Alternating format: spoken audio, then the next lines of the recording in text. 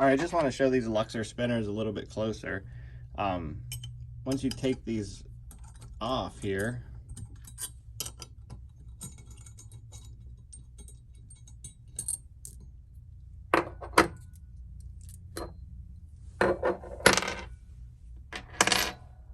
this ring does come off.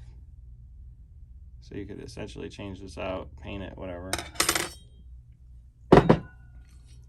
All right, so if you look at this, it's like welded in or machined in, but it's all threaded. So you'd have this bolted on your car, put your wheel on,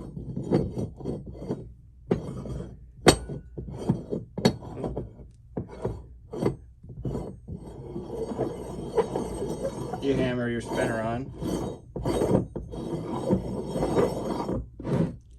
how far would it would probably go on about there. Then you take these longer ones and set it down in there, thread it in to the spindle. Now they're locked together. That's just with one. I put two in there.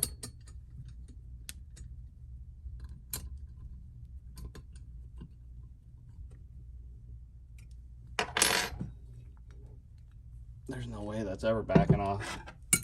Now you can put your stuff back together, and essentially you never have to worry about your spinners coming free.